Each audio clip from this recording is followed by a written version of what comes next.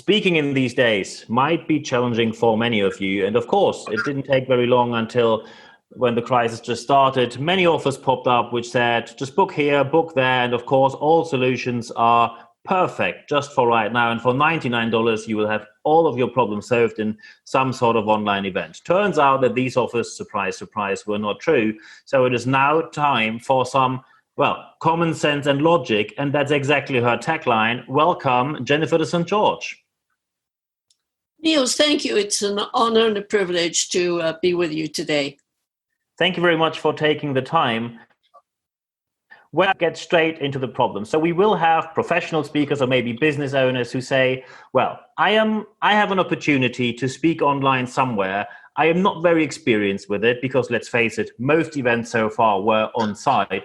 What would be your tip when it comes, because I like your tagline, common sense and logic. How should people address audiences when they speak, especially online at the moment in these days?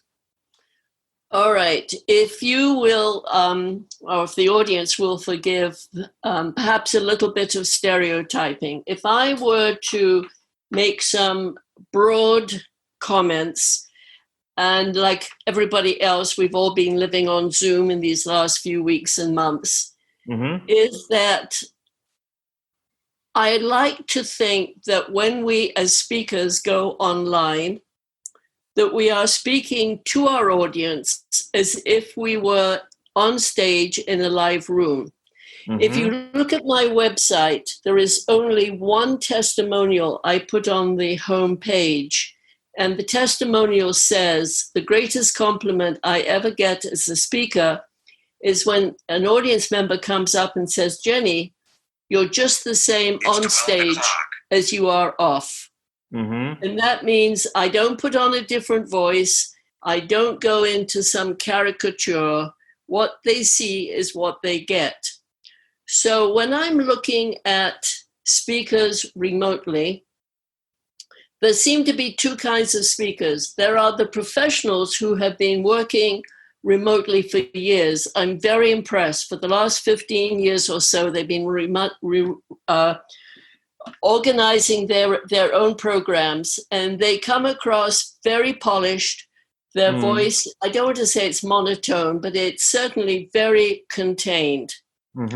And then there are those of us who come from the stage, and this is all very new to us. And some of them I see being different than they would be on stage. And so my advice would be yourself, don't change your voice, have a conversation. It's a very intimate medium, and I don't think we need to overplay it. We don't need to be talking to the back row.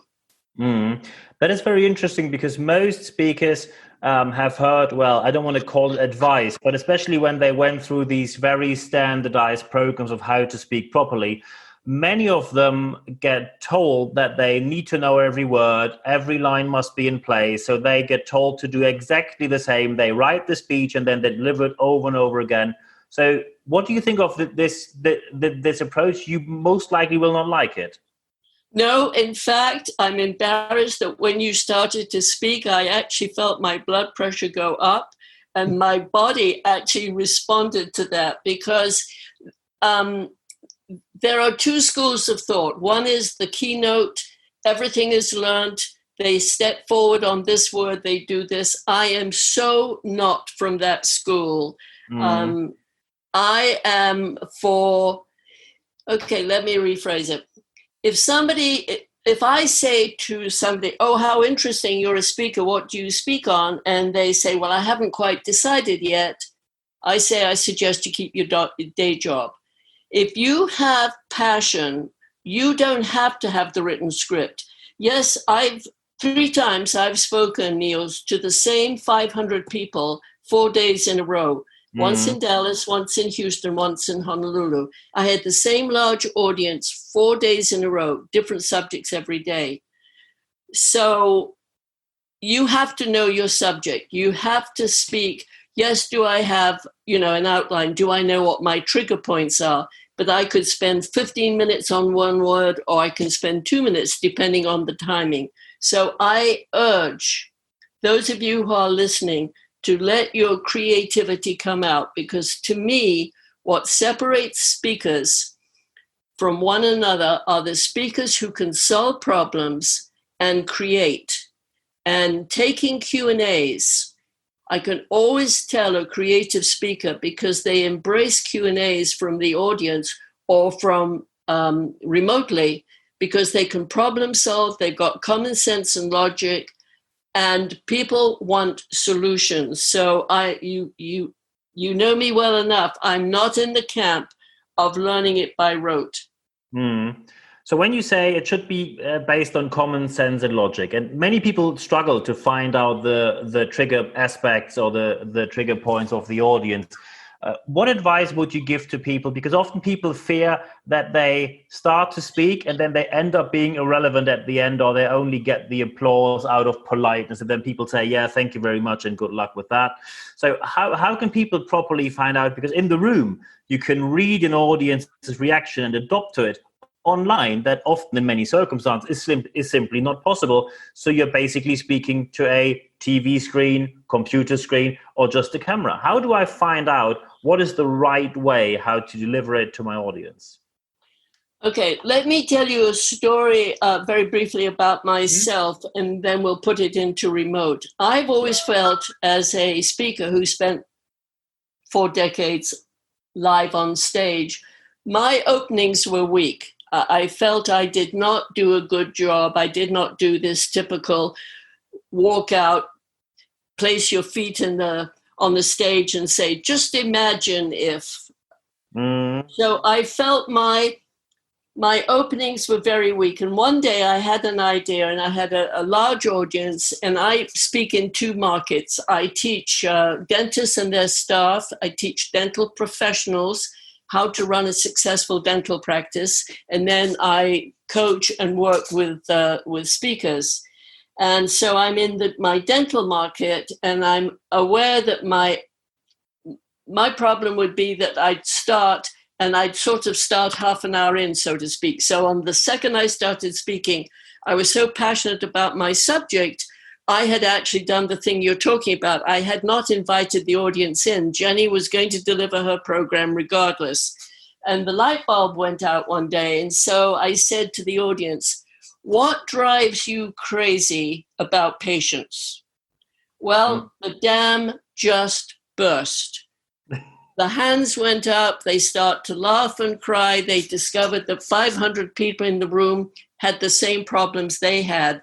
So finally, after about 10 minutes, after I let them get it all off their chest, I said, let me give you the good news. Every single thing you have called out, I have a solution for. Plus, I'm going to give you a ton of solutions to problems you yet have not realized is a problem. And from that second on, I completely changed my approach. So now, remotely, and I was on a program the other day where people, do you talk to the speaker, Niels, through chat? Do you ask them through Q&A? And then people are asking all these questions and then they don't get answered. So my suggestion on remote is to stop at a specific time and invite questions, acknowledge them, and move on. Yeah. Excellent. So now, of course, yes? No, I was going to say, to your point, if you don't invite the audience into your remote meeting, you are literally working remotely. Very well said. Very well said indeed. Now, of course, a couple of people wonder, when I think about stepping into the world of professional speaking, of course, many people who make a living out of just training speakers to become speakers say you can always step into this world, not much knowledge needed. You have 45 minutes on stage and you're going to make it through that in one way or the other. Other people think I need 20 years of experience minimum before I should give any speech at all. And they always wonder, when do I know that I am ready to speak as an expert without embarrassing myself? And how do I find out if I can actually make a living from professional speaking? And you probably have more experience than most people I know in the industry. You're also an honorary fellow of the Professional Speaking Association in the United Kingdom and Ireland, which very uncommon for someone who lives, I think, 10 hours flight away. So congratulations for that. And thank you very much for investing your time there. What is your advice when people now think of self-employment, either because they always wanted to, or maybe they say, I got made redundant, it's the only option I have, maybe? Okay. I could spend 15 minutes on this because, in my opinion, this is the most important question you have asked. And the greatest gift we could give to the listeners is to focus on this point. I'm going to sum up your answer in 2 minutes, if I may. Yes. I'm an ambivert. So when I'm on stage, I'm at a party, I'm outgoing, whatever. When I'm off stage, honestly, I'm very private. I don't particularly get on well with people. I'm happy to stay at home and read or play with the dog. I'm very black and white.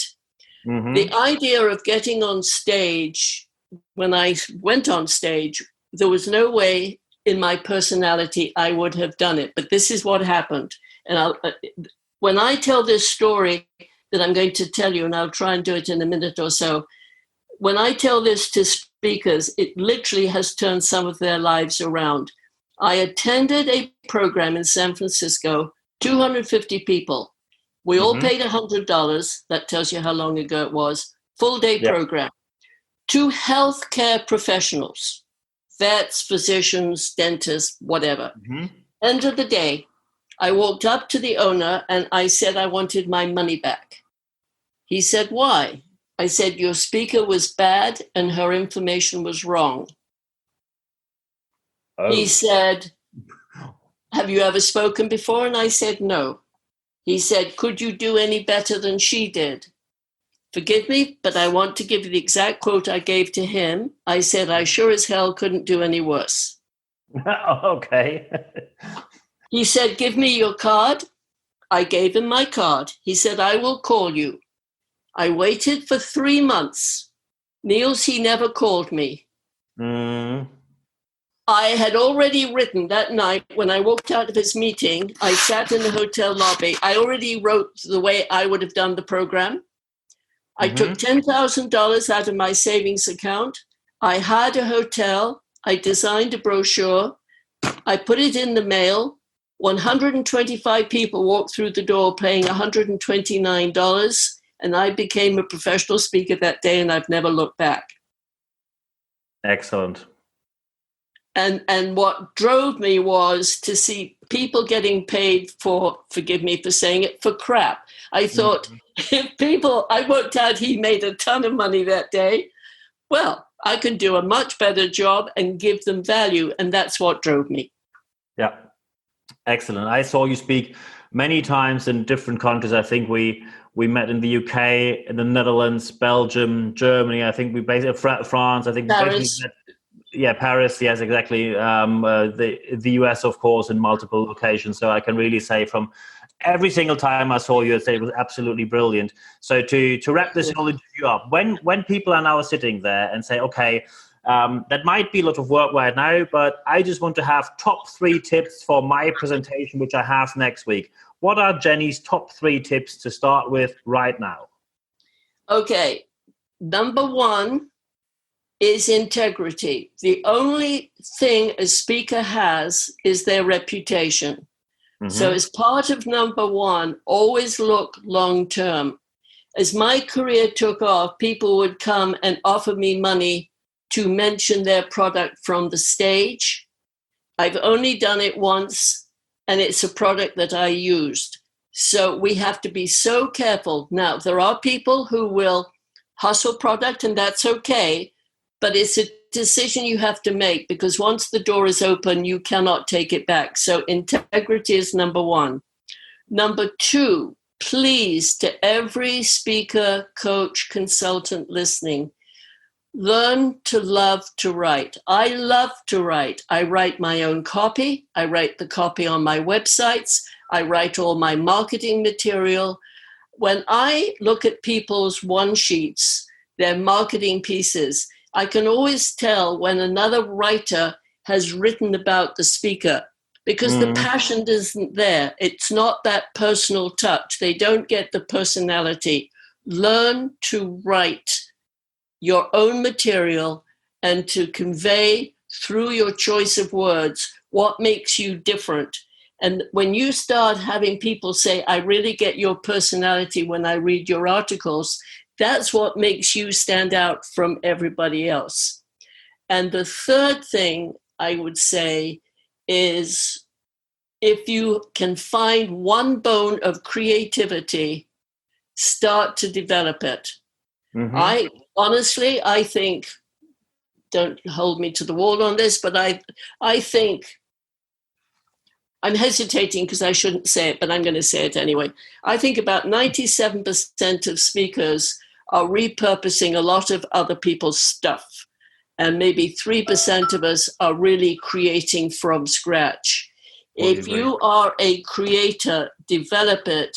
And if you don't think you have any creativity, have a glass of wine, put your feet on the table, and start to be creative, because that's where your uniqueness will come out. Excellent. That is very good advice for everyone listening. And of course, I'm going to put Jenny's contact data in the show notes of this podcast. So when some people now think, well, I'd like to get in touch with her, I have some more aspects I like to talk to, you can contact her directly. Her email address is right here in the show notes of this podcast. So to wrap this whole interview up, there's only one thing for me left to say. Jenny, thank you very much for your time. Niels, the pleasure was all mine.